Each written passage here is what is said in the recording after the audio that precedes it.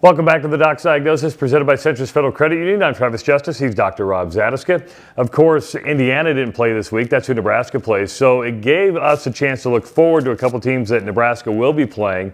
Most notably, Wisconsin, who blew out Rutgers. Big win over Rutgers. And it was a little close. That was basically kind of a two-score game up until about early to mid-third quarter. And then just the wheels fell off the bus and they just wore them out. And then the Iowa Hawkeyes, who blew out Washington. Let's start with Wisconsin here today, Rob.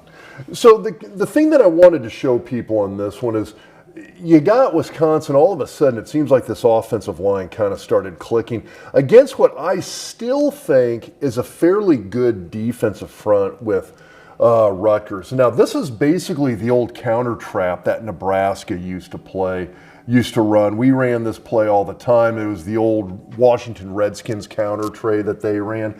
And so what you're going to see is tackle and offensive guard blocking down, center blocking back, and you're always going to have two backside linemen pulling and blocking. And so that's these guys here. Now, interestingly enough, this is the offensive guard. They actually put in an extra lineman here as the tight end on this particular play.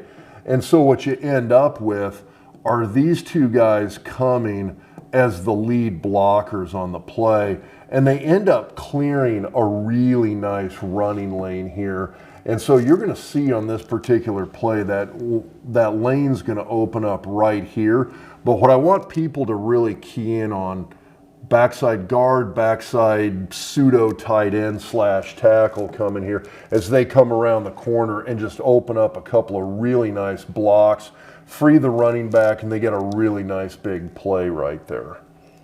And so now on this next one, again, the thing that I really want people to pay attention to is the offensive line. And Wisconsin kind of historically for decades had been an offensive line producing institution.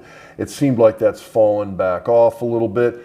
These guys really have started clicking this year, and that offense has improved, most notably the last 2, maybe 3 weeks of the season. Now this one it's a pretty basic zone blocking play where you're going to see everybody kind of doing a zone block here to the right. They actually leave the defensive end uncovered on this play. The other thing that I want people to kind of pay attention to on this is how quick of a hitting play this is. There's really not a delay back here between the quarterback and the running back. It's a quick handoff, and he just shoots right through that backside hole really, really quickly.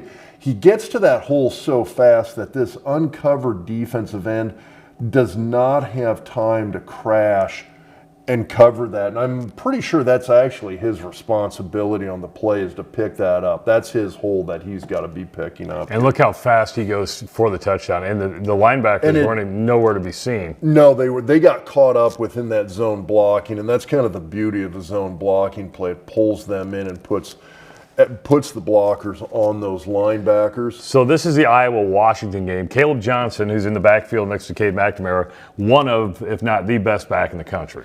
And this is a great play because, we had talked about, we've mentioned before in the podcast, his running and how Iowa's found a run game again. Nice job here by him. Comes out, comes underneath, catches the pass here. And he's got a couple of guys on him, and he is just gone down the sideline. I was shocked. This was a good illustration at his speed. I was really kind of shocked at how fast he is in the open field. Now, the other thing that I want people to pay attention to is Washington ends up bringing 5 guys on this play. The pocket is beautiful. Iowa once again seems to have found an offensive line. He's got all the time in the world. He doesn't need all the time in the world, but it's there. And if you're a quarterback back there and you got that nice pocket, nobody's pressuring you, even when you don't need that kind of time, it's a hell of a comforting feeling. Quarterbacks operate well in that situation.